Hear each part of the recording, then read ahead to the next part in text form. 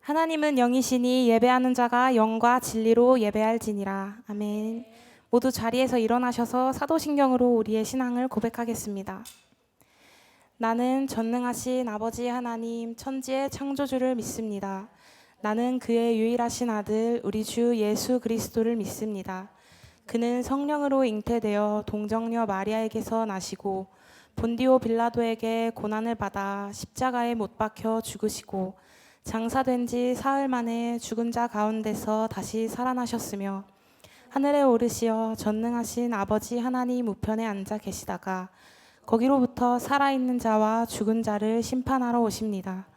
나는 성령을 믿으며 거룩한 공교회와 성도의 교제와 죄를 용서받는 것과 몸의 부활과 영생을 믿습니다. 아멘. 자리에 앉으셔도 좋습니다. 하나님은 우리의 연약함을 결코 탓하지 않으시고 우리가 낮은 자임을 고백하며 나아갈 때 그때 기뻐하시는 분인 줄을 믿습니다. 이 시간 주님만이 나의 힘 되십니다. 하늘 위 주님밖에 내가 사모할 자가 없습니다. 라고 고백하며 나아가는 예배 되기를 소망합니다. 함께 찬양하겠습니다. 함께 박수 치면서 찬양할까요?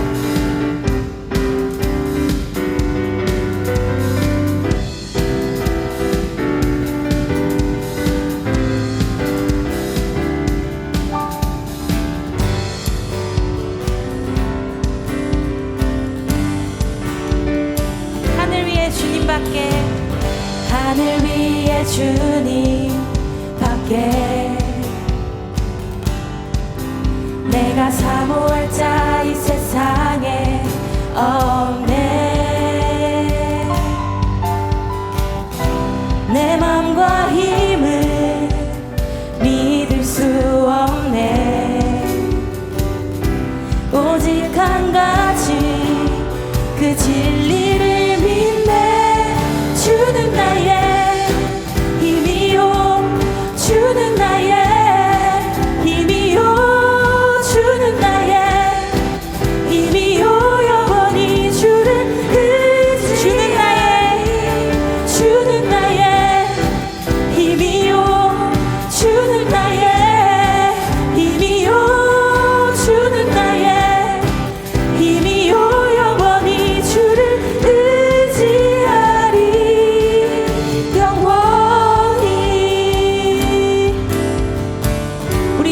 고백하겠습니다. 하늘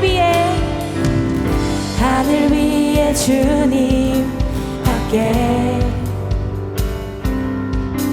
내가 사모할 자 이 세상에 없네. 아멘. 내 맘과 힘을 믿을 수 없네. 오직 한 가지 그 진리를 주는 나의 힘이요 주는 나의 힘이요 주는 나의 힘이요 영원히 주를 의지하리. 주는 나의 힘이요 주는 나의 힘이요 주는 나의 힘이요 영원히 주를 주는 나의 힘 되십니다. 주는 나의 힘이요 주는 나의 힘이요 주는 나의 힘이요 영원히 주를 우리 마지막으로 주는 나의 힘이요 주는 나의 힘이요 주는 나의 힘이요 영원히 주를 의지하리. 영원히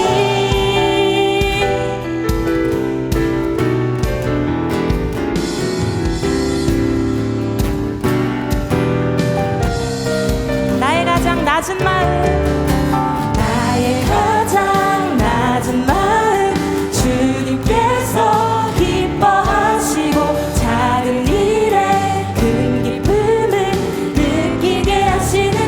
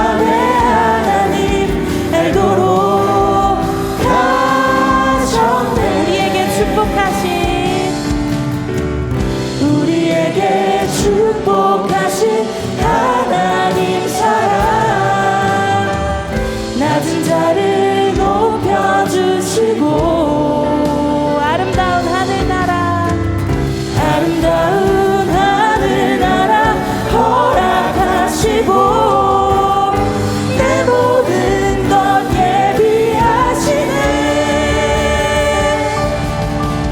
찬양함의 기쁨을 감사함의 평안을 간구함의 하나님 알도록 하셨네 다시 한번 찬양함의 기쁨을 찬양함의 기쁨을 감사함의 평안을 간구함의 하나님 알도록 하셨네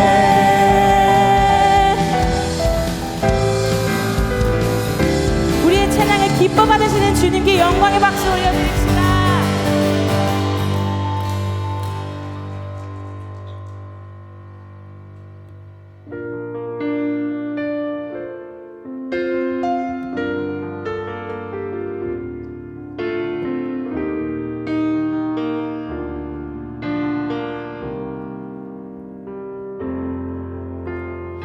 나의 평생에 가장 복된 일은 내가 예수님을 만난 것이라 나의 평생에 가장 잘한 일은 내가 예수님을 주로 섬긴 것이라 이 세상 살 동안 내가 걷는 길이 때로 험하여서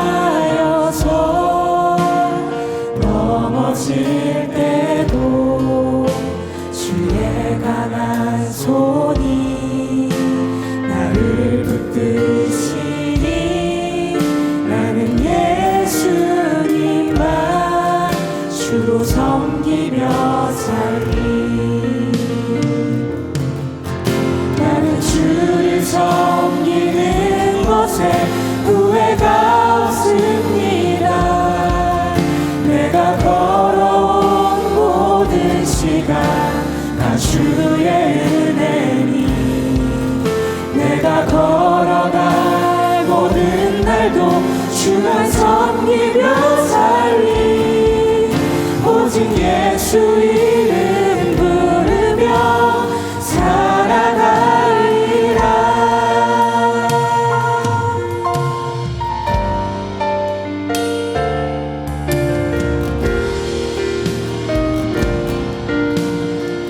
우리 처음부터 고백하겠습니다. 나의 평생에 가장 복된 일은 내가 예수님을 만난 것이라 나의 평생에 가장 잘한 일은 내가 예수님을 주로 섬긴 것이라 이 세상 살 동안 내가 걷는 길이 때론 험하여서 넘어질 때도 주의 강한 손이 나를 붙드시니 나는 예수님만 주로 섬기며 살리 나는 주를 섬기는 것에 후회가 없습니다 내가 걸어온 모든 시간 다 주의 은혜니 내가 걸어갈 모든 날도 주만 섬기며 살리 오직 예수 이름 부르며 살아가리라 나는 주를 것에 후회가 없습니다. 내가 걸어온 모든 시간 다 주의 은혜니 내가 걸어갈 모든 날도 주만 섬기며 살리 오직 예수 이름 부르며 살아가리라. 다시 한번 나는 주를 섬기는 것에 나는 주를 섬기는 것에 후회가 없습니다. 내가 걸어온 모든 시간 다 주의 은혜니 내가 걸어갈 모든 날도 주만 섬기며 살리 오직 예수 이름 부르며 살아가리라. 이것이 나의 간증이요 이것이 나의 찬송일세. 나 사는 동안 끊임없이 구주를 찬송하리로다.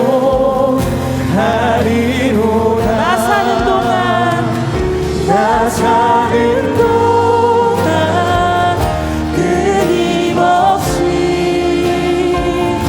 구주를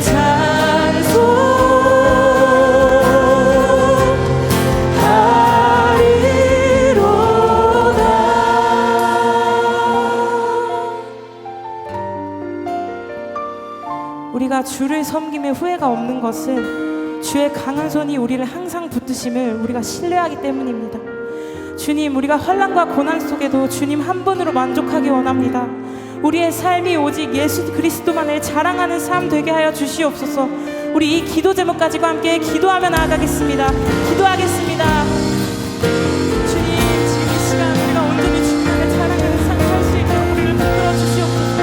이 예배 시간 가운데 온전히 주님만 영광 받으실 수 있도록 우리가 우리의 마음을 온전히 주님께 올려드리는 시간 될 수 있도록 인도하여 주시옵소서. 우리가 다른 것이 아니라 온전히 주님만을 자랑하는 삶 살 수 있게 하시고 어떠한 환난과 고난 속에도 온전히 주님만을 만족하는 삶 살기 원합니다.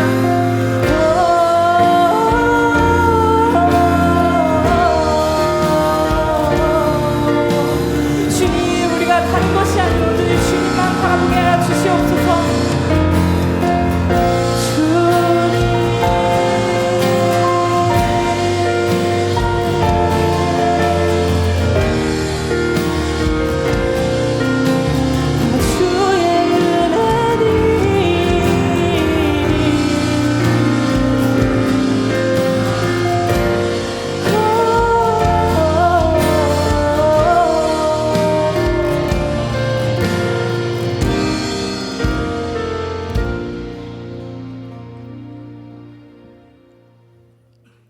하나님 아버지 감사합니다. 오늘도 교회로 불러주시고 교회로 인도하여 주시고 기도함을 허락하여 주시고 기도를 들어주시는 주님 진심을 다하여 감사를 드립니다.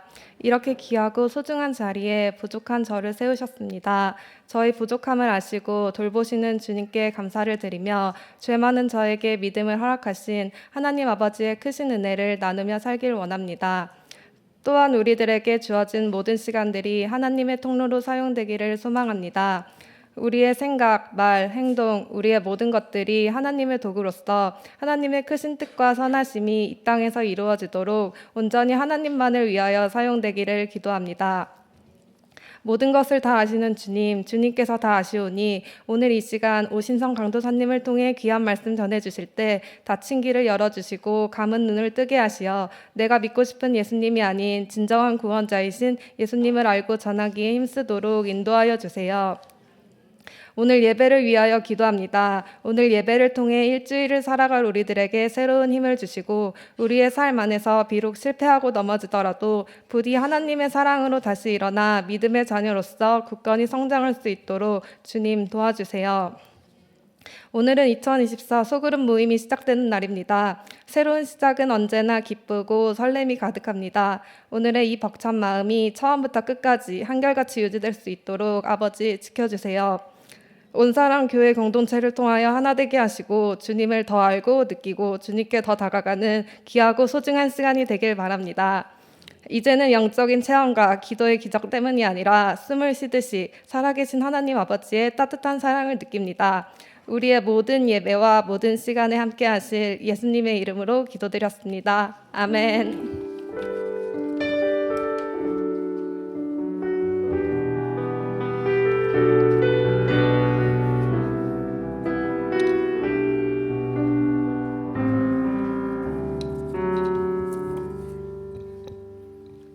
오늘은 우리에게 주신 말씀 갈라디아서 2장 11절부터 21절까지 말씀입니다.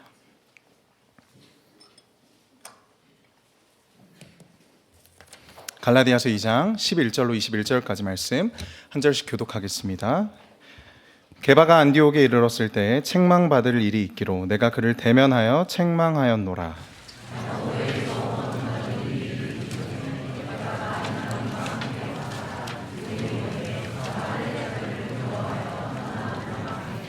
남은 유대인들도 그와 같이 외식함으로 바나바도 그들의 외식에 유혹되었느니라.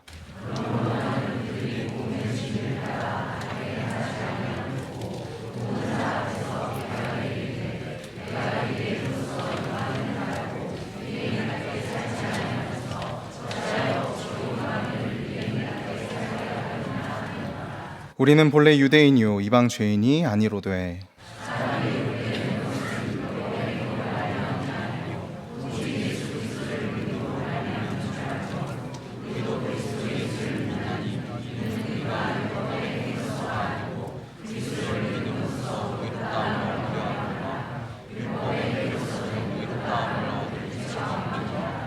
만일 우리가 그리스도 안에서 의롭게 되려 하다가 죄인으로 드러나면 그리스도께서 죄를 짓게 하는 자냐? 결코 그럴 수 없느니라.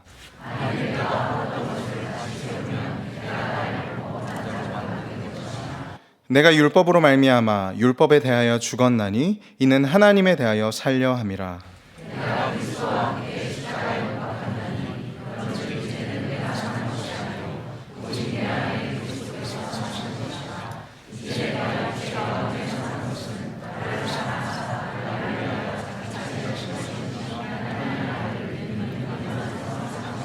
함께 읽겠습니다. 내가 하나님의 은혜를 패하지 아니하노니 만일 의롭게 되는 것이 율법으로 말미암으면 그리스도께서 헛되이 죽으셨느니라. 아멘. 준비하신 헌금 하나님 앞에 올려드리겠습니다.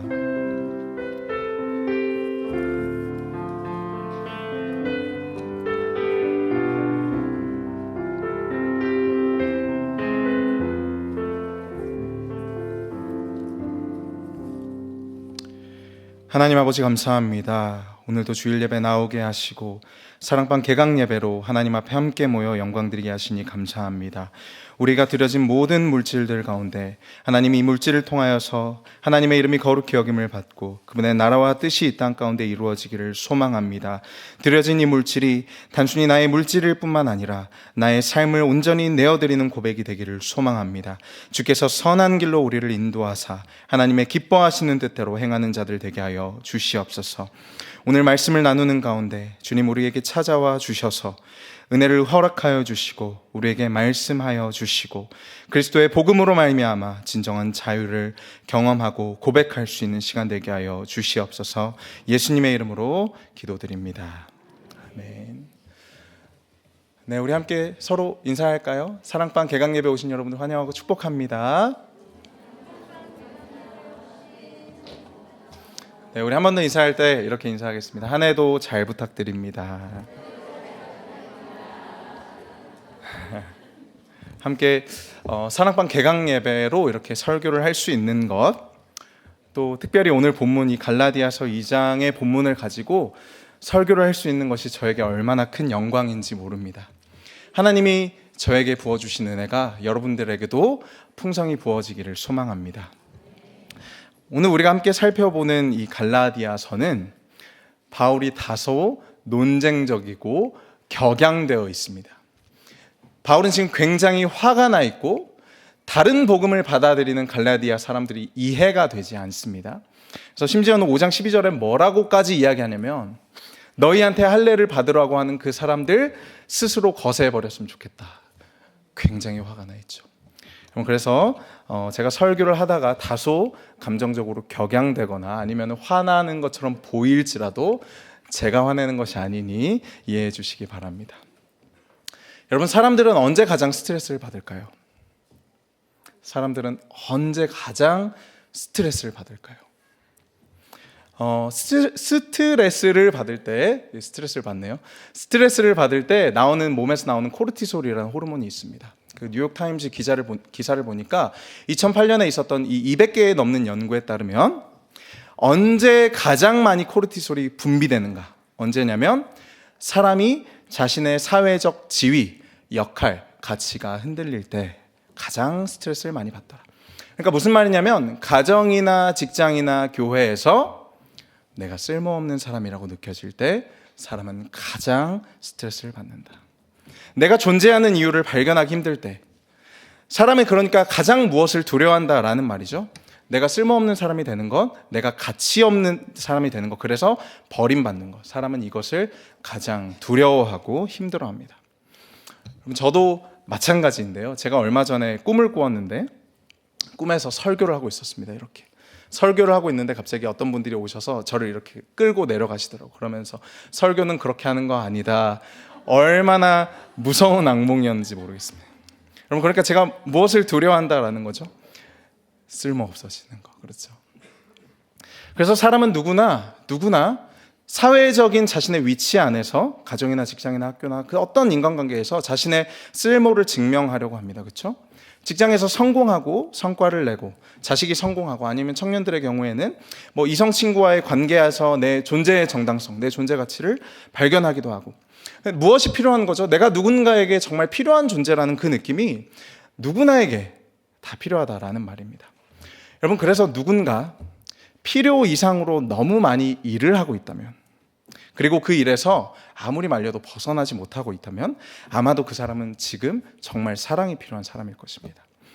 누군가 정말 누가 봐도 해로운 관계, 중독적인 어떤 인간관계를 끊지 못한다면 그 사람은 아마 지금 두려운 것이겠죠. 내가 쓸모없는 사람이 되는 것에 대해서, 아무도 나를 찾지 않고 사랑하지 않는 것에 대해서 아마도 두려워하고 있는 것일 것입니다. 여러분, 그래서 우리 모두는 사랑받을 만한 조건을 갖추는 것을 삶의 중요한 목표 중에 하나로 세우고 살아갑니다. 내가 학창시절에는 별 볼 일 없었는데 좋은 대학 들어갔더니 사람들이 나를 칭찬하더라. 좋은 직장에 들어갔더니 그래도 친척들이 좀 나를 알아주더라. 내 자식이 성공하니 주변에서 부러워하더라. 여러분, 그러나 그 발버둥 속에서 내가 사랑받을 만한 조건을 열심히 갖추는 우리의 삶의 발버둥 속에서 여러분, 우리가 정말 원하는 것이 무엇입니까? 인생에서 사랑받을 만한 조건들을 차곡차곡 쌓아 올리면서도 여러분, 그 이면에 여러분이 정말로 원하는 것이 무엇입니까? 누군가 나를 까닭 없이 있는 모습 그대로 사랑해 주었으면, 그렇죠?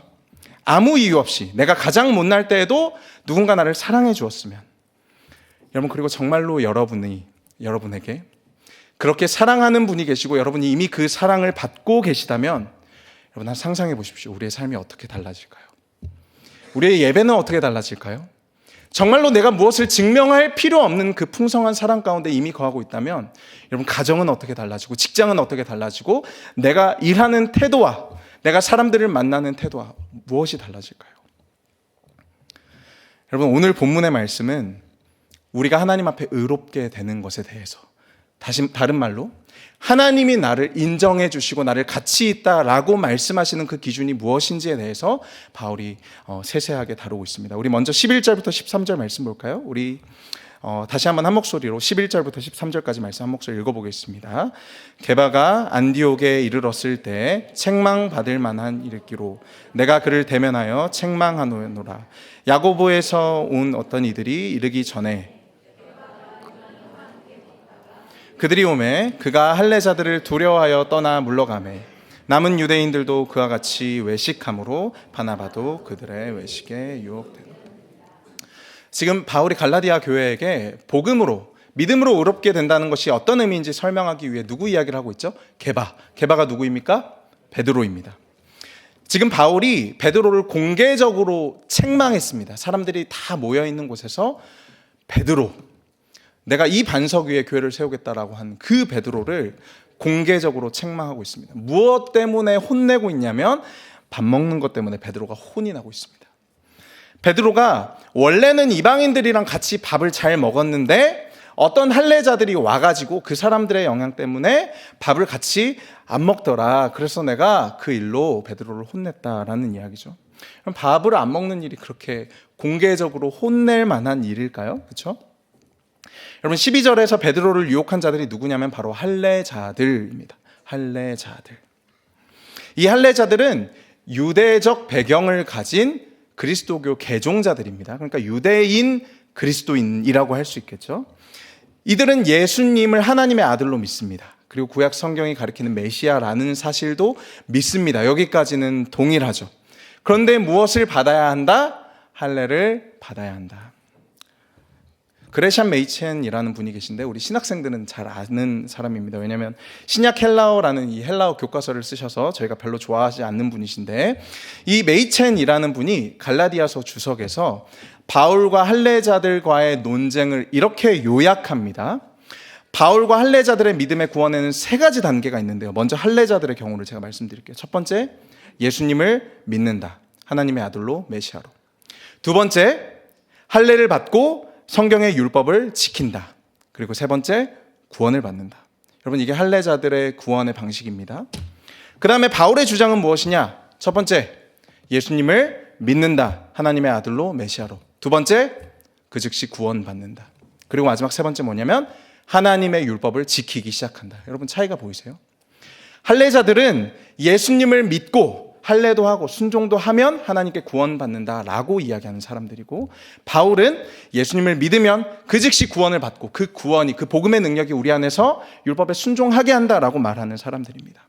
바울은 우리가 아는 대로 예수를 믿음으로 의롭게 된다라는 것이고, 할례자들은 너가 구원받고 싶으면 예수 믿는 것뿐만 아니라 뭐도 해라? 율법에도 순종해라.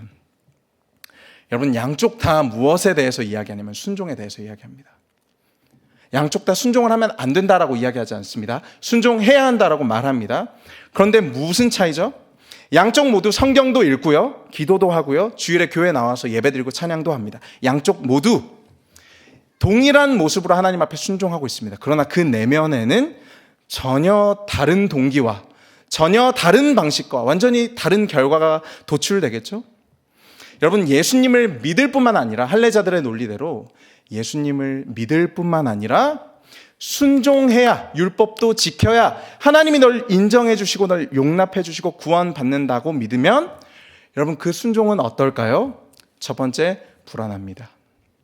두 번째, 이기적입니다. 여러분, 불안하다는 것은 왜 그러냐면 내가 하나님 앞에 충분히 잘하고 있는지 내가 확신할 수 없기 때문에, 늘 내 순종이 하나님의 마음에 드시는지 확신할 수 없기 때문에 순종하면서도 불안하고 두려운 것이죠. 두 번째, 이기적입니다. 왜? 가난한 사람도 돕습니다. 예배도 열심히 드리고 봉사도 헌신도 하고 십계명도 지킵니다. 하지만 그 순종은 누구를 위한 순종이죠? 내가 구원받기 위한 순종이죠. 내가 하나님께 용납받고 구원받기 위한 순종입니다. 여러분, 그래서 그 순종은 결과적으로 자기 의를 낳을 것이고 늘 화를 낼 것이고 예민할 것입니다. 누군가 나를 비난하는 것을 견디지 못할 것입니다. 왜죠? 내가 하나님 앞에 올바른 사람이라는, 의로운 사람이라는 나의 느낌과 감정이 그 무엇보다도 중요하기 때문이죠. 여러분, 반대로 내가 이미 구원받았기 때문에 예수님이 이미 나에게 필요한 모든 것을 주셨고 그분이 나를 변함없이 사랑하시며 그분으로 말미암아 내 안에 친밀감과 안정감과 완전한 미래가 보장된다면, 더 이상 바랄 게 없다면 그 사람은 왜 순종하고 있을까요? 사랑해서 순종하고 있겠죠. 아마도 나를 아무 조건 없이 구원하신 그분을 기쁘시게 하기 위해서 순종하고 있을 것입니다. 내가 구원받기 위해 하는, 내가 용납받기 위해 하는 순종은 궁극적으로 나를 위한 일이지만, 이미 구원받았음을 아무 조건 없이, 하나님이 나의 조건과 상관없이 나를 사랑하심을 아는 자들은 순전하게 하나님을 사랑함으로, 이웃을 사랑함으로 순종할 수 있다는 것이죠. 여러분의 순종은 어떤 순종입니까? 불안하고 공허하고 두려움으로 하는 순종입니까? 아니면 사랑으로 충만한 그분을 기쁘시게 하기 위해 하는 순종입니까? 자, 그래서 바울이 베드로에게 무엇을 이야기하냐면 15절 16절 말씀을 이야기합니다. 우리는 본래 유대인이 아니요 이방 죄인이 아니로되. 우리 16절 말씀 같이 읽어볼까요? 시작. 사람이 의롭게 되는 것은 율법의 행위로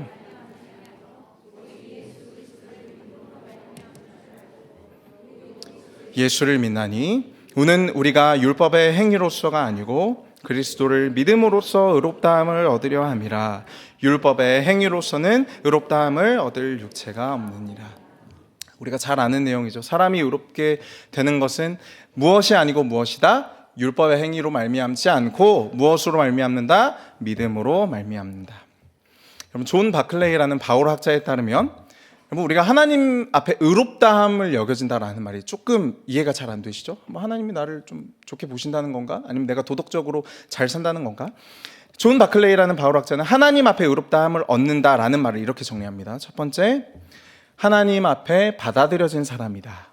두 번째, 하나님이 가치와 자격이 있는 사람으로 보신다. 세 번째, 하나님께 인정받는 사람이다. 여러분, 하나님께 의롭다함을 얻는다는 것이 무엇이라고요? 받아들여졌고요. 하나님이 나를 바라보실 때 가치와 자격이 있다. 그리고 세 번째, 하나님이 나를 인정하신다. 이게 의롭다함을 얻는다라는 말입니다. 그렇다면 율법의 행위로 의롭다함을 받는다라는 것은 무엇으로 하나님께 인정을 받겠다? 내 순종과 내 행위로. 내가 하나님 앞에 사랑받을 만한 조건을 갖추기 위해 발버둥 치는 것으로 내 힘으로 하나님 앞에 인정을 받겠다라는 말이고요. 믿음으로 의롭다함을 받는다라는 말은 내가 순종하기 전에, 내가 하나님 앞에 자격을 갖추기 전에, 내가 노력하기 전에 그리스도께서 나를 위해 하신 모든 일로 말미암아 내가 용납되었고 사랑받았기 때문에 내 힘이 아니라 그리스도께서 하신 일로 하나님께 인정받겠다라는 말입니다. 여러분, 율법의 행위로 하나님께 인정받지 않기 때문에 더 이상 이 바울과 이 초대의 교회는 자신의 노력과 순종으로 인정받는 것이 아니라는 것을 확인했기 때문에 여러분, 이 교회 안에서는 율법에 대한 순종이나 인종적인 차이나 전통의 차이나 종교적인 차이는 더 이상 하나님 앞에 인정받는 본질적인 가치가 아니라는 말입니다. 바울이 이전에 가지고 있었던 어떠한 노력과 상관없이 하나님이 바울을 구원하셨기 때문에 하나님은 오직 믿음으로만 우리를 인정해 주신다라는 말이죠. 내가 얼마나 순종하는지, 내가 얼마나 더 열심히 하는지, 내 민족적 배경, 가정적 배경이 무엇인지와 같은 모든 가치에 대한 파산선고. 내가 이전에 내가 이렇게 하면 하나님을 기쁘시게 할 수 있지 않을까? 하나님이 나를 인정해 주시지 않을까? 하나님이 나를 가치와 자격이 있는 사람으로 불러주시지 않을까? 하는 생각으로 했던 모든 순종과 행위들이 어떻게 됐다?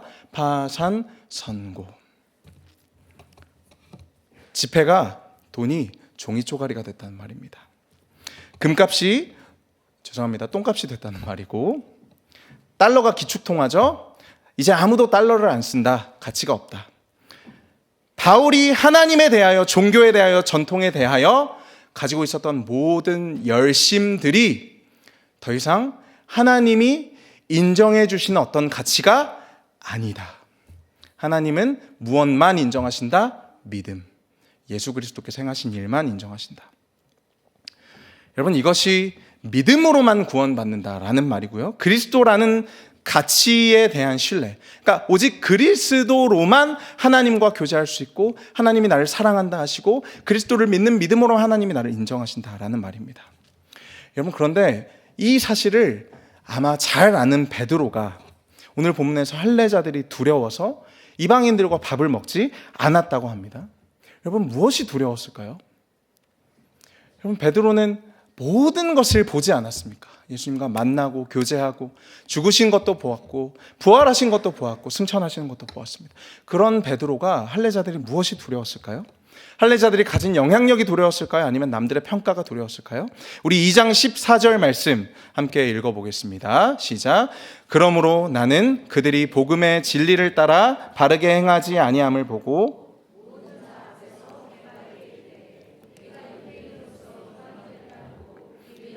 살지 아니하면서 어찌하여 이방인을 유대인답게 살려 하려느나 하였노라. 제가 좀 말이 빠르게 말하고 있죠. 이 바울은 베드로에게 무엇이라고 말하냐면, 그들이 게바와 이 할례자들에게 미혹당한 그 모든 바나바 사람들이 복음의 진리를 따라 바르게 행하지 않는 것이다 라고 말합니다. 그러니까 바울은 베드로가 두려워한 것을 그가 복음의 진리를 따라 바르게 행하지 않았다라고 말합니다. 그러니까 복음의 진리에 따르면 제가 계속 말씀드린 것처럼 우리는 우리의 순종으로 이루어지는 것이 아니라 믿음으로만 이루어진다. 하나님은 우리를 아무 조건 없이, 그러니까 내가 하나님 앞에 조건 될 만한 것들이 있잖아요. 내가 열심히 교회도 다니고 예배도 드리고, 그런데 하나님이 나를 아무 조건 없이, 그것과 상관없이 나를 선택하셨고 사랑하셨고 구원하셨다. 그래서 이것을 아는 것, 이 확신에 따라 내가 행하는 것이 바로 복음의 진리에 따라 행하는 것인데, 여러분, 이 할례자들이 베드로에게 정말 그러한가라는 질문을 던진 것이죠. 할례자들은 그러니까 베드로에게 믿음만으로 충분하지 않다라고 말하고 있다는 것입니다. 너희가 그래도 염치가 있고 양심이 있으면 봉사도 하고 헌신도 하고 할례도 받고 율법도 지켜야 하지 않겠느냐. 믿음으로만 구원받는 그런 원리가 세상에 어디 있냐라는 그들의 말에 베드로의 믿음이 흔들렸다라는 겁니다. 이미 하나님께서 파산 선고한 모든 가치에 대해서 베드로가 여전히 가치 있는 것으로 생각하기 시작했다라는 것이죠. 그래서 이 할례자들의 말을 듣고 베드로가 두려웠다는 것입니다. 무엇이 두려웠죠? 저와 여러분이 자주 두려워하는 것이죠. 11조를 내지 않으면 하나님이 벌을 내리시지 않을까, 제 접니다. 봉사 안 하면, 뭐 안 하면 하나님이 나를 인정하지 않으시면 어떡하나, 이것도 접니다. 정말 믿음만으로 충분한가? 주님, 정말 이런 나라도 괜찮은가? 여러분, 그 두려움이죠. 오직 믿음으로만 구원받았지만 우리 안에 여전히 남아있는 수치심과 두려움과 죄책감, 여전히 우리 안에 남아있는 내가 충분히 사랑받을 만한 존재가 아니라는 그 마음 말입니다. 그래서 베드로가 두려웠던 것이죠. 그래서 그런 두려운 베드로가 결정한 것은 할례자들과 밥을 같이 먹지 않는 것입니다. 여러분, 아이러니하게도 베드로는 두렵기 때문에 율법에 순종하기 시작합니다. 두렵기 때문에 베드로는 이미 그리스도께서 완성하신 율법, 옛 질서로 돌아가려고 합니다. 왜죠? 난 남들과 달라야 하거든요. 남들보다 내가 한 구석이라도 나은 구석이 있어야 내가 살겠거든요. 여러분, 그래서 이방인들은 없지만 베드로는 가지고 있는 것이 무엇입니까? 유대인이라는 인종이죠. 그가 가지고 있는 율법이죠. 할례받은 자라는 표시이죠. 이방인들은 모르는 수많은 율법의 순종 목록들을 알고 있는 것이죠. 그래서 지금 베드로는 내가 가치 없는 사람으로 드러나는 것이 두려워서 율법이라는 방식으로 자신을 증명하려고 하고 있습니다. 그리고 지금 바울은 그런 베드로를 꾸짖고 있죠. 내 안에 있는 복음의 진리에 따라 바르게 행하라. 여러분, 잘 생각해 보십시오. 베드로가 복음의 진리를 모르기 때문에 꾸짖는 것이 아닙니다. 그가 이미 알고 있는 이 복음의 진리가 베드로를 온전히 주장하고 있지 않기 때문에 꾸짖는 것이죠. 그 베드로 안에 있는 진리가 베드로의 행함까지 이어지지 못하고 있기 때문에 꾸짖는 것이죠. 여러분, 우리도 압니다. 복음의 진리를 알아요. 머리로 알죠? 하나님이 나를 인정해 주시고 하나님이 나를 사랑해 주시고 가치 있게 여겨 주신다라는 것은 내가 노력해서가 아니고 내가 경건해서가 아니고 그분을 믿는 믿음 때문에 하나님이 나를 인정해 준다. 여러분, 우리도 알고 있습니다. 그런데 그 진리가 어디에 닿지 못합니까? 우리의 정서와 우리의 마음에, 우리의 깊은 상처에, 우리의 과거에 닿지 못하는 것이죠. 마음에 닿아야 한다는 것입니다. 우리 안에, 우리 내면 안에 쪼그려 앉아 울고 있는 그 어린아이, 사랑과 인정을 갈망하는 내 안에 그 아이에게까지 이 복음의 진리가 닿아야 한다는 것이죠. 요즘에는 좀 덜하지만 제가 2017년부터 온사랑교회에서 사역을 하기 시작했는데요. 가끔 이제 수요 예배 설교도 하고 금요 기도회 때 설교도 할 기회가 있지 않겠습니까? 어떨 때는 설교를 하고 집에 가서 몇 날 며칠을 괴로워하고 끙끙 앓습니다. 왜 그렇게밖에 못했을까? 그 말은 왜 했을까? 말은 왜 또 빠르게 했을까? 지금도 그런 생각하고 있습니다. 찬양 인도를 하고 내려와서 목사님의 설교가 한마디도 들리지 않을 때가 너무나도 많습니다. 자책하느라.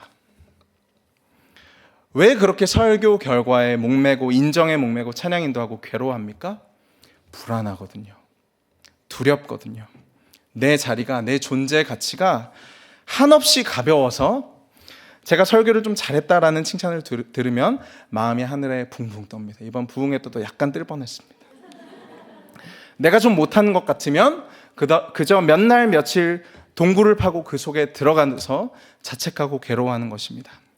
여러분, 그래서 열심히 설교했고 찬양하고 노력했지만 물론 하나님이 그 가운데 일하십니다. 무엇을 위한 노력이었죠? 내가 사랑받고 용납받고 인정받기 위한 노력이었죠. 그래서 내가 얼마나 잘하느냐, 얼마나 많이 갖추었느냐, 내 능력과 외모에 나의 존재가 걸려있기 때문에 늘 불안합니다. 이기적일 수밖에 없습니다. 설교를, 찬양 인도를 성도들을 사랑하는 마음으로 정말 양을 먹이기 위한 목자의 심정으로 하지 않고 내 존재 가치를 증명하기 위해 하는 것이죠. 얼마나 밥맛입니까? 여러분, 지금 베드로가 다시 빠진 함정이 바로 이 두려움이라는 것입니다. 내가 노력해야 사랑받고 그 세상에 인정이 없으면 내가 나를 견딜 수 없는 그 불안과 두려움.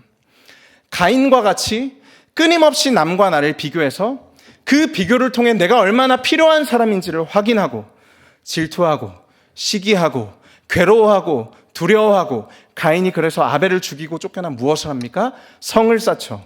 성을 짓습니다. 혼자 스스로의 동굴에 들어가서 스스로 가두는 것이죠. 여러분, 하나님은 우리를 그런 우리 자신으로부터 구원하시는 것입니다. 믿음으로 난 널 의롭게 여긴다라는 말은 나는 아무 조건 없이 너를 사랑하기로 작정한다. 내가 너를 사랑하는 이유를 너에게서 찾지 않겠다.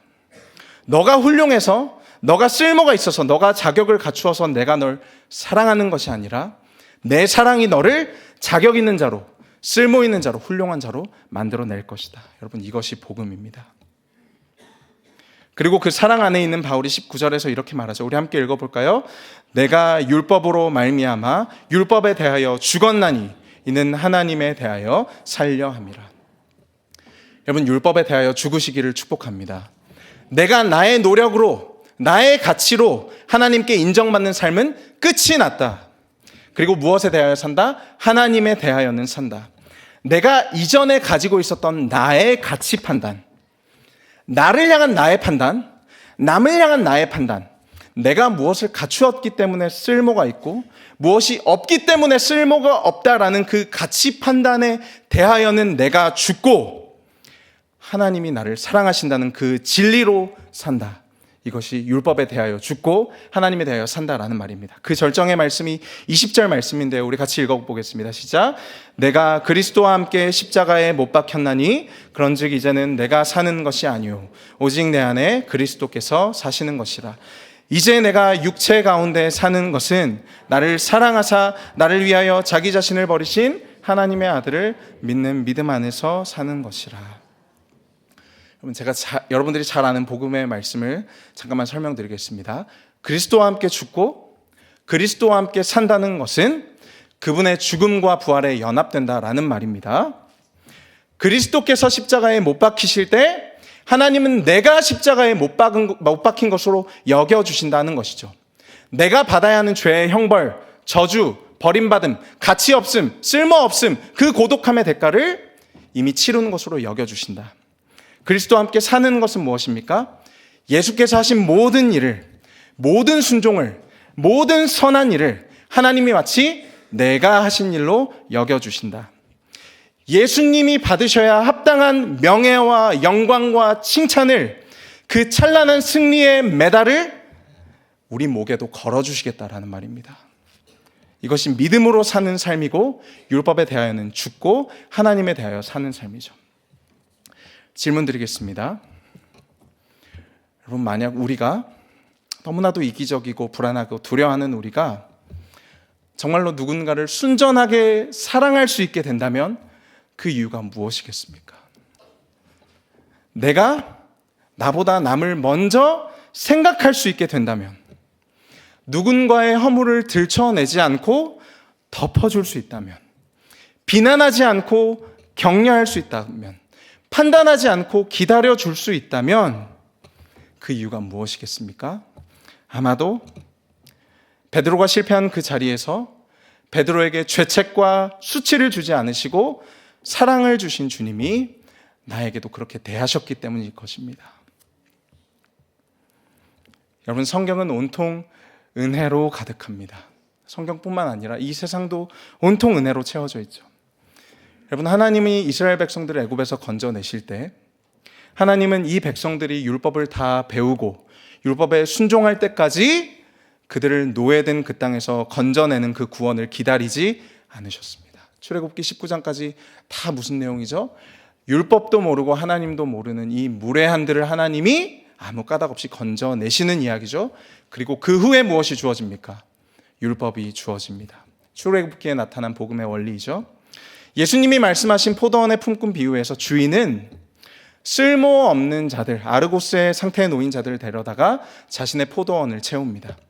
그들이 얼마나 일을 잘하는지, 심지어는 언제 포도원에 들어왔는지조차도 주인에게는 전혀 중요하지 않습니다. 주인의 목적은 무엇이죠? 그저 그들에게 한 데나리온, 일용할 양식, 생명을 주기 위해 쓸모없는 자들을 찾아다니는 것이죠. 십자가 위에서 구원받은 예수님 옆에 달려 죽은 죄수는 팔과 다리가 못에 박힌 채 어떠한 행위도 순종도 없이 그저 예수님의 허락만으로 그것을 근거로 낙원에 들어갑니다. 그가 순종했기 때문에 구원받은 것이 아니라 예수님이 너가 들어와도 된다라고 하셨기 때문에 들어온 것이죠. 탕자가 세상에서 허랑방탕하게 살다가 그의 아버지의 집에 돌아갈 때, 여러분, 탕자가 세운 계획이 무엇이었죠? 나의 죄를 고백하고 나를 품꾼 중 하나로 봐달라는 말이었습니다. 여러분, 그것이 이 탕자가 가지고 있었던 최소한의 양심과 염치입니다. 그러나 그 아버지는 그 아들이 나를 품꾼 중에 하나로 보소서라는 자신의 고해 성사를 마칠 때까지 기다리지 않습니다. 그가 죄를 다 고백하기 전에 이미 그를 기다리고 있고 그를 안아버리죠. 그가 충분히 뉘우치기 전에 이 탕자에게는 아들이라는 징표의 예복이 입혀지고 반지가 끼워집니다. 아버지는 아들이 스스로의 힘으로 아들의 자격을 회복할 때까지 기다리지 않겠다라는 것이죠. 사랑에 애타는 무력한 아버지의 마음은 그가 회개하기 전에 그를 먼저 사랑합니다. 여러분, 하나님이 2015년 온사람교회 청년부 수련회에서 저를 찾아오셨을 때, 그 당시에 이제 교회를 같이 다녔던 권태호라는 친구가 그 수련회 가서 저랑 같이 방을 썼는데, 아무 구현 설명 없이 담백하게 저에게 이렇게 말했습니다. 신성아, 예수님이 나를 위해서, 나 때문에 십자가에 달려 돌아가셨대. 여러분, 근데 그 말로 인해서 제 마음에 어떤 빛이 드리워졌냐면, 나에게도 아직 기회가 있을지도 모르겠다,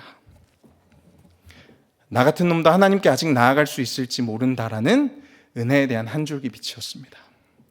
여러분, 그리고 제가 하나님께서 나를 찾아오셔서 내가 너를 까닭없이 사랑한다고 말씀하실 때, 그분이 나를 용납하시고 내가 필요하다고 하시고 나를 용서한다고 말씀하실 때, 저의 어깨에 메어져 있던 무거운 짐, 평생을, 죄송합니다, 평생이라고 해봤자 길지 않지만 평생을 사랑받기 위해, 인정받기 위해, 내 존재 가치를 증명하기 위해 갈구해왔던, 달려왔던 나의 모든 삶의 짐이 내려지는 것 같았습니다. 그때 저에게 새로운 삶이 시작된 것이죠. 여러분, 복음 안에는 자유가 있습니다. 일을 멈출 수 없습니까? 관계를 끊을 수가 없습니까? 늘 불안하고 두려우십니까? 날마다 내 존재 가치를 증명하고 계십니까? 과거의 상처, 내가 충분히 훌륭한 존재, 사랑스러운 존재가 아니라는 그 느낌 때문에 괴로우십니까? 세상에 아무도 나를 사랑하는 사람이 없고 나를 인정해 준 사람이 없다고 느끼십니까? 우리를 향해 두 팔 벌려 달려오시는 사랑에 애타는 아버지를 바라보십시오. 그 아버지의 품 안에 안길 때, 여러분, 그 순간 저와 여러분이 왜 존재하는지, 무엇을 위해 태어났는지, 그때 비로소 알게 될 것입니다.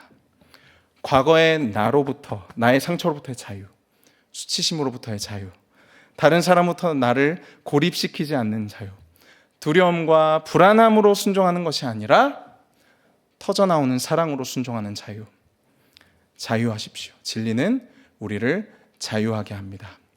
여러분, 이 사랑 위에, 이 복음과 확신과 이 자유 위에 여러분의 가정과 교회와 사랑방을, 그리고 여러분의 인생을 세우시기를 주님의 이름으로 축복합니다.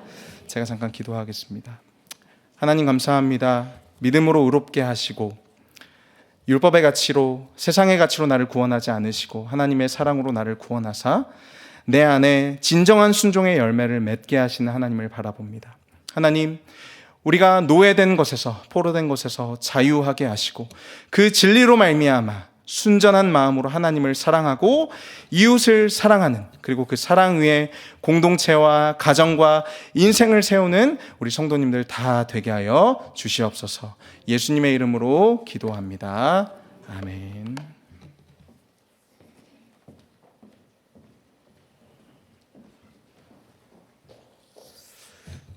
할렐루야. 맞습니다. 사랑방 개강 예배 오신 모든 분들 정말 사랑하고 축복합니다. 우리 앞뒤 잡으로 한번 인사할까요? 사랑합니다. 축복합니다. 이렇게. 자기 사랑방 잘 찾아 앉으셨나요? 네, 본인이 몇 사랑방인지 모르시는 분들이 있을 수 있습니다. 왜냐하면 새롭게 변경되었기 때문입니다. 우리 변경된 사랑방은 주보에 있습니다. 주보에 있는 내용을 기준으로 해서 여러분 잘 찾아가시기를 바랍니다. 우리 같이 앉아있는 분들은 이제 1년 동안 사랑방에 함께 하실 분들입니다. 사랑방은 가족이고 지체가 됩니다. 서로 사랑하시고 또 섬기시고 또 세워주시고 위에서 기도해 주시고 이렇게 해주셨으면 좋겠습니다. 이 시간이 좀 걸리겠지만 좀 소개하는 시간 갖겠습니다. 우리 1교구 다 한번 일어나세요. 1교구 다 한번 일어나시고, 자, 요거 좀 치워주시고 앞에 다 나오세요. 사랑방별로 좀 서주시고 사랑방별로 소개를 좀 하도록 하겠습니다. 이게 1년에 한 번 있는 기회여서 좀 필요하다고 생각이 돼서 우리 11사랑방, 12사랑방, 13, 14, 15, 16, 17, 18까지 네. 예. 우리 남성들은 2층으로 올라오시고요.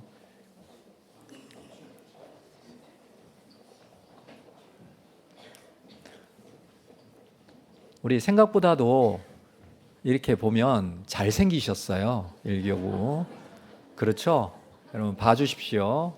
자, 우리 11사랑방부터 순장께서 잠깐 소개해 주십시오. 이름만이라도.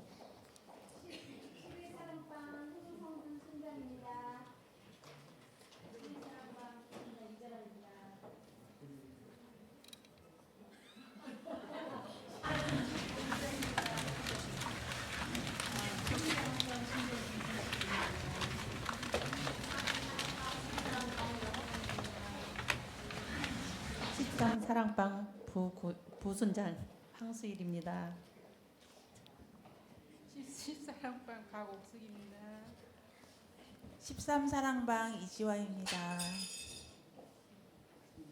15사랑방 순장 이혜정입니다. 15사랑방 부순장 서창연입니다.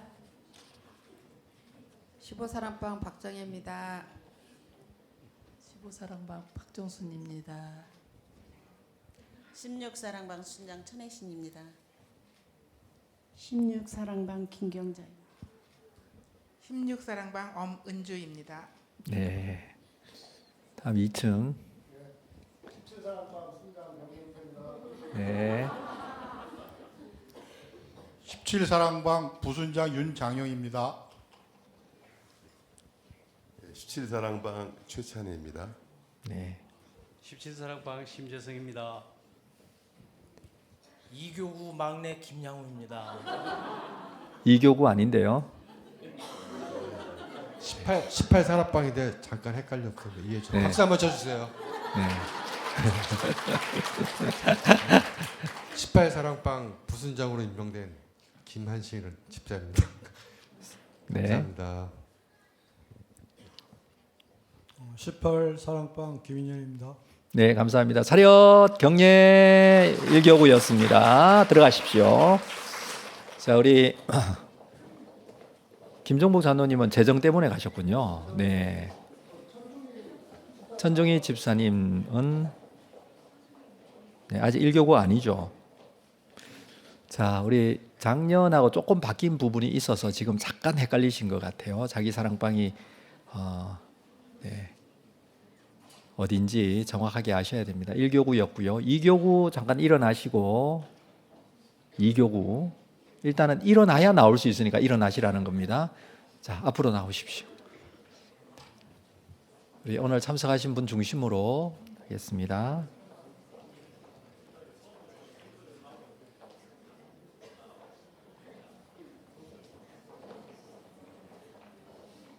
이 교구도 우리 남성이 2층으로 하시면 되겠습니다. 그리고 마이크를 들고 순장께서 좀 소개를 해주세요. 네. 마이크를 몇 개 주세요. 한 개만 주지 말고. 자.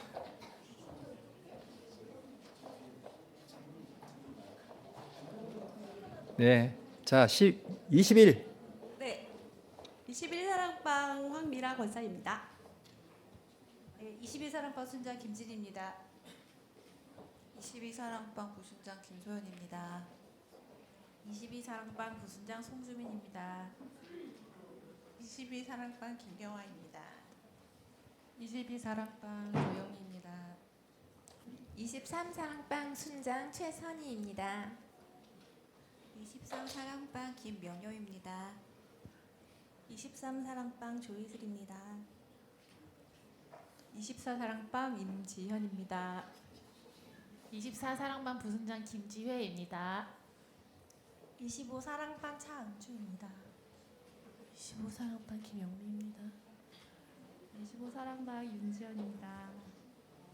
25사랑방 서미애입니다. 네. 26사랑방 순장 노수봉입니다. 26사랑방 부순장 정태원입니다. 26사랑방 이승재입니다. 네. 우리 2교구입니다. 우리 박수로 차렷 경례. 감사합니다. 네. 2교구가 좀 젊은 층에 있는 분들이어서 우리 애기들하고 또 보느라고 못 오신 분들이 많으신데 우리 교회가 2교구가 좀 부흥이 될 수 있도록 여러분 기도해 주십시오. 그러면 젊은 층이 부흥된다 이렇게 생각하시면 됩니다. 좀 3교구 일어나십시오. 3교구. 네. 다 일어나셨으면 나오십시오. 3교구도 우리 31부터 순서대로 그리고 우리 남성들은 2층으로 보시면 되겠습니다.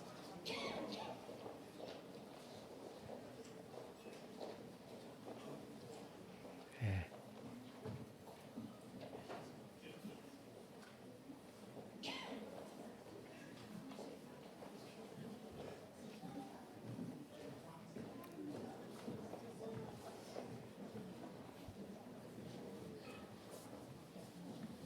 사랑방별로 모여주십시오. 사랑방별로. 네. 감사합니다. 네.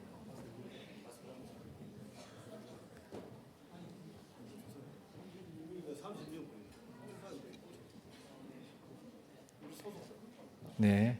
됐습니까? 네, 2층에는 놔두시고 1층부터 하십시오. 안녕하세요. 31사랑방 순장 서영자 원사입니다. 그리고 저희 사랑방을 소개하겠습니다. 저희 사랑방은 주로 올 한 해 새로 들어오신 분들이 많습니다. 그래서 또 안 나오신 분도 두 분 계셨고 조경준 권사님이 부순장님인데 아들네 집 가서 못 오셨고요. 우리 이혜령 집사님은 시장에서 간장 가게를 하셔요. 얼굴들 잘 익히셨다가 많이 애용해 주세요.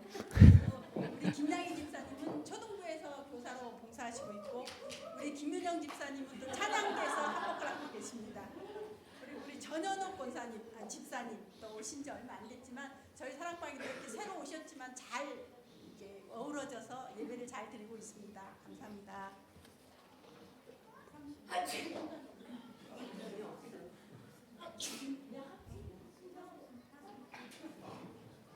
32사랑방 이옥순입니다.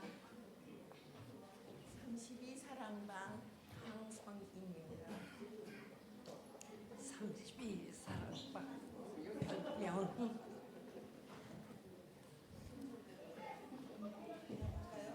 네, 안녕하세요. 저희는 31에서 35로 넘어간 36사랑 5사랑방 유현순입니다. 우리 부순장이신 윤계식 권사님, 우리 정보아 집사님 작년 한 해 엄청 아팠었거든요. 지금은 이제 많이 회복돼가지고 여러분들의 기도로 또 회복됐습니다. 네, 이상입니다. 네. 33사랑방입니다. 33사랑방의 이경자 권사님, 우리 김하자 권사님, 김영순 권사님, 부순장인 민현자 권사님, 우리 홍영신 권사님, 권사님 무대예요. 잘 부탁드립니다. 본인 얘기하셔요. 본인. 본인 장명진입니다. 네. 맞습니다. 34사랑방 박미정 권사입니다. 또 부순장이신 김현옥 권사님, 또 이순남 권사님, 이재일 권사님, 이렇게 34사랑방입니다. 감사합니다. 2층. 다음은 36사랑방 소개를 해드리겠습니다. 저는 천중희 집사입니다. 그리고 우리 부순장으로 조용진 집사님이시고요. 그다음 저쪽부터 우리 한병우 집사님, 그다음에 정규만 집사님, 그다음은 우리 김종헌 성도님, 이정열 집사님 되겠습니다. 감사합니다. 네.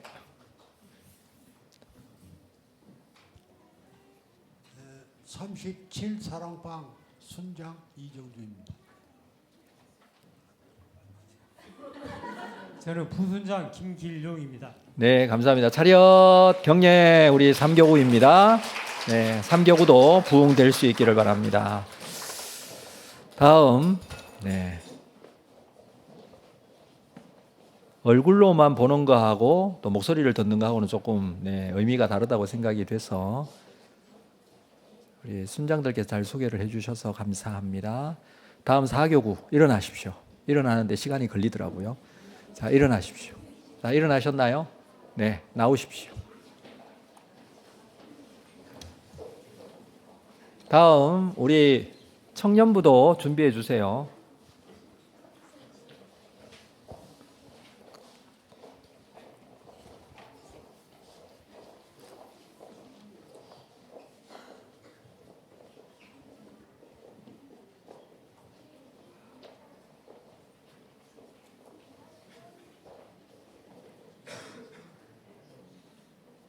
네. 어디부터? 왼쪽부터 오른쪽부터? 네. 저희 41사랑방 소개하도록 하겠습니다. 신효정 권사님, 강지연 집사님, 조인영 집사님, 강수희 집사님, 부순장 최범 집사님, 저는 순장 이혜경 권사입니다. 안녕하세요. 42사랑방 순장 나은희 권사입니다. 42사랑방 송영옥 집사님. 안녕하세요. 43사랑방 순장 지훈주입니다. 양명입니다. 저 44사랑방 부순장 이의정입니다. 안녕하세요. 44사랑방 김은영 A입니다. 네, 안녕하세요. 44사랑방 최희정 순장입니다. 네, 안녕하세요. 저는 46사랑방 서지원이고요. 다른 분들은 지금 아기들 보고 있어서 제가 대표로 나왔습니다. 45사랑방 손부영 집사입니다. 네, 저희는 신혼부부 47사랑방이고요. 여기 백현민, 임재 지사님, 그리고 여기 우신 지사님, 그리고 엔지니어로 수고해주고 계시는 위에 조진 지사님 이렇게 돼 있고요. 저희는 이평화 안지혜 집사입니다. 네, 차렷 경례. 네, 감사합니다. 4교구 올해도 기대하겠습니다. 나오셔서 감사합니다. 우리 청년 1청년 50사랑방. 자, 자리에 일어나십시오. 50대를 말합니다. 51, 52, 53, 54, 55, 56, 59. 자, 앞으로 나오십시오.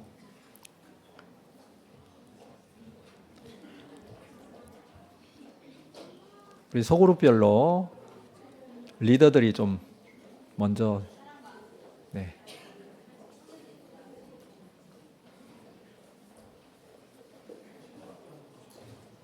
그룹별로 잘 서주십시오.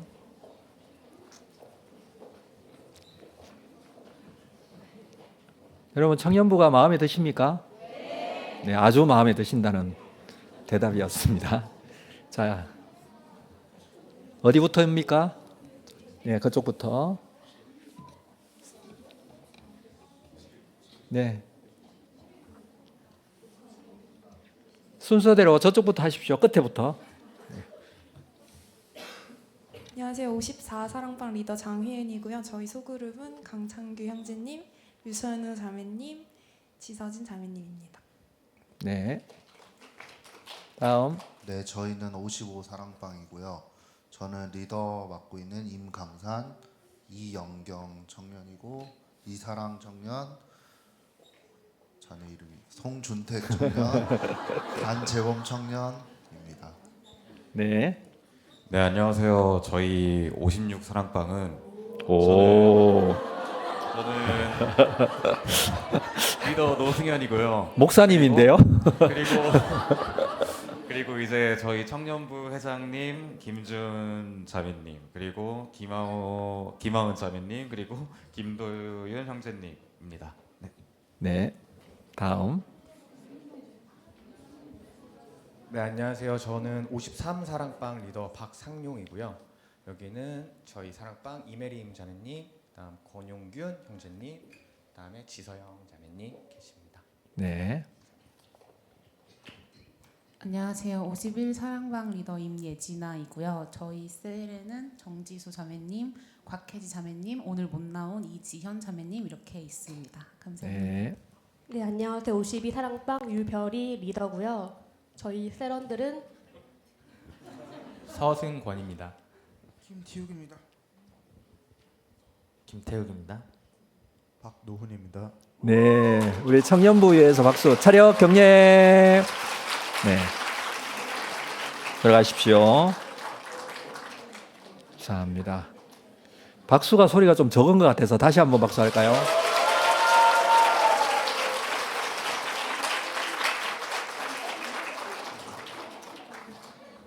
자, 원래 처음으로 개척한 이청년 개척입니다. 이청년 숫자는 적지만 그래도 소개를 좀 하도록 하겠습니다. 이청년은 만 35세 이상인가요? 네. 89년생 이상이랍니다. 제가 질문을 했는데 거꾸로 대답을 하네요. 자, 이청년 잠깐 나오세요.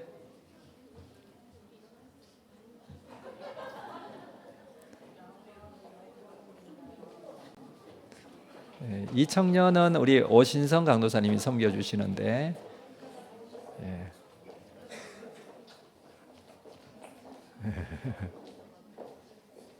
잠깐 소개해 주시죠. 네. 네, 저희 이 청년부는요, 우리 연준 청년입니다. 황재희입니다. 오. 이수진입니다. 이마름입니다. 네. 좋습니다. 차렷 경례. 감사합니다.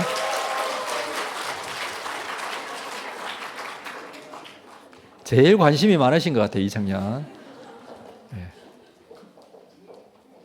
지금 현재는 89년생 이후에 우리 미혼 청년으로 이루어져 있는데 잘 모임이 이루어지고 있는 것 같습니다. 우리 사랑방 모임은 말씀을 나누고 우리가 신앙적인 도움을 서로 주면서 위에서 기도해 주는 모임입니다. 사랑방은 다른 어떤 일을 시키거나 뭐 설거지를 시키거나 그렇게 해서는 안 되겠죠. 사랑방은 자체적으로 말씀을 나누고 우리가 서로 영적으로 교제하면서 또 기도 제목이 있으면 위해서 기도해주고 그렇게 합니다. 원래부터 좀 변경되는 부분이 있어서 좀 안내를 해드리도록 하겠습니다. 저희가 사랑방 모임은 주일날 말씀을 듣고 그 말씀 들은 것을 중심으로 해서 사랑방 모임 시에 나누었는데 올해부터는 좀 변경이 됩니다. 어떻게 변경이 되냐 하면 지금까지는 들은 말씀을 가지고 받은 은혜를 나누었지만 올해부터는 받은 은혜를 나누는 게 아니고 일주일 동안 말씀을 가지고 살았던 내용을 나눕니다. 이게 무슨 차이냐 하면 내용이 달라진다는 거예요.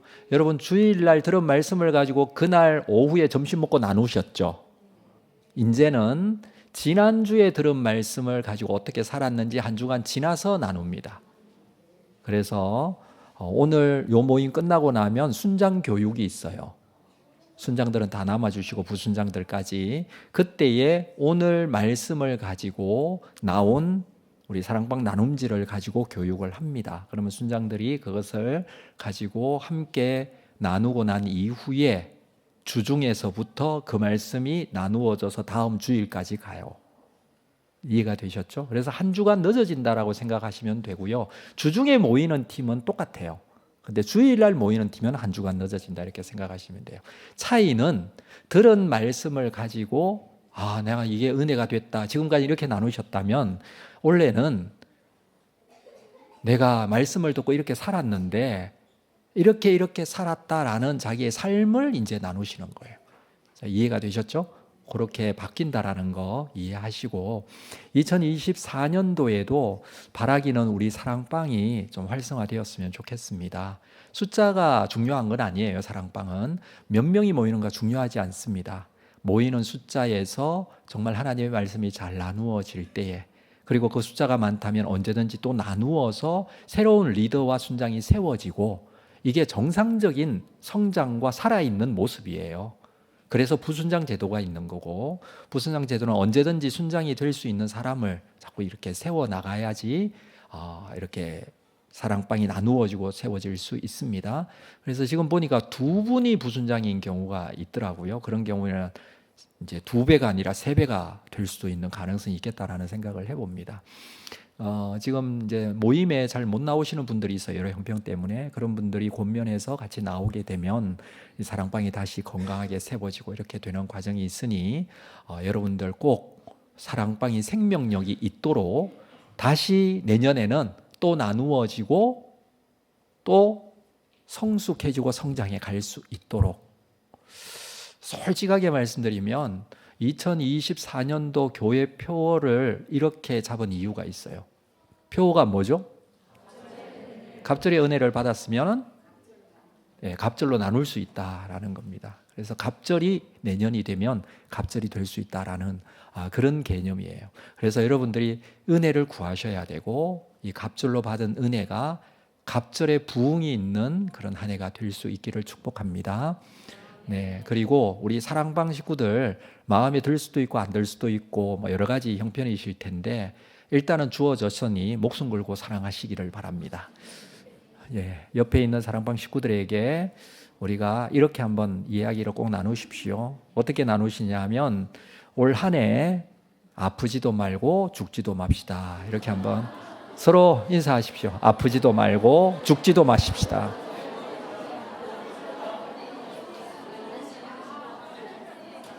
사랑방 모임을 잘 해서 정말 이제 기도 제목이 생기잖아요. 기도 제목이 생기면 어떻게 해야 돼요?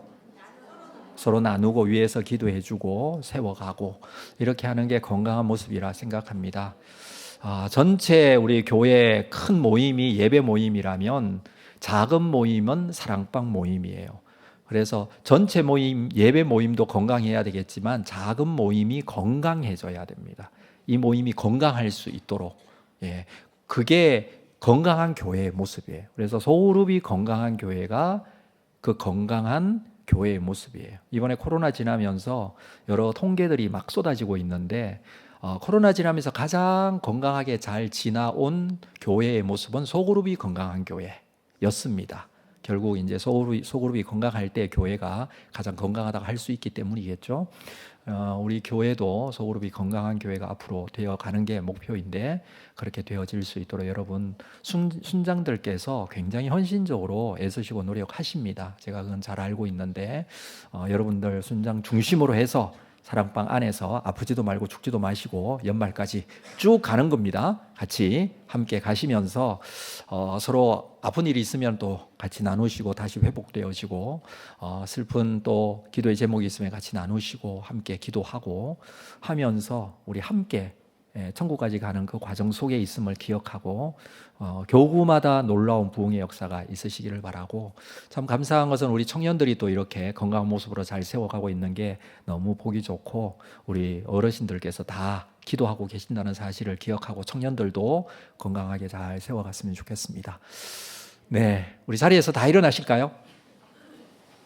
우리 찬양 같이 사랑방 식구들끼리 손잡고 같이 작고 약한 내 모습, 기댈 곳 없는 나를 위로하시려.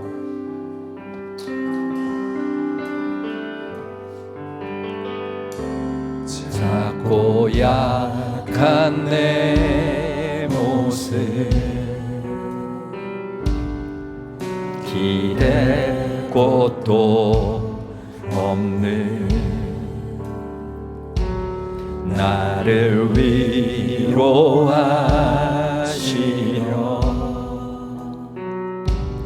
교회를 세우 주님은 다 아시네. 주님은 다 아시네. 내가 넘어질 것도 그런 나를 위하여 교회로 세우셨네. 교회로 세우셨네. 우리 모여 사랑할 때, 우리 모여 사랑할 때 주님 위로하시네. 우리 모여 우리 함께 기도할 때, 우리 함께 기도할 때 회복을 이루시네. 너를 위해 기도해. 눈에 보이지 않아도 주가 이루어 가심을 믿네. 주께서 세우신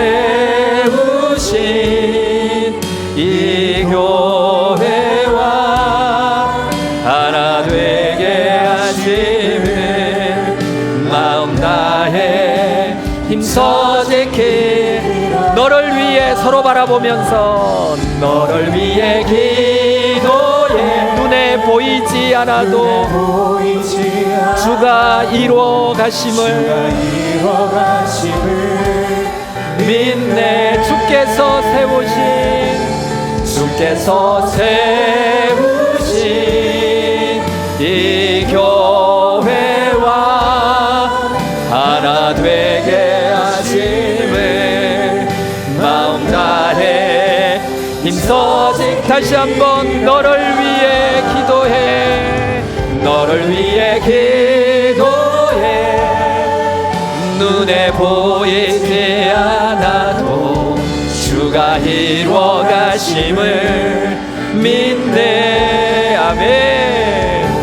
주께서 세우신 이 교회와 하나 되게 하심을 마음 다해 힘써. 마지막으로 한 번 더 너를 위해 기도합니다. 너를 위해 기도해. 눈에 보이지 않아도 주가 이루어 가심을 믿네. 주께서 세우신 이 교회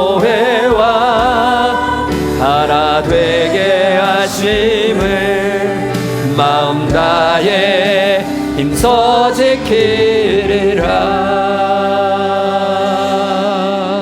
아멘. 기도하겠습니다.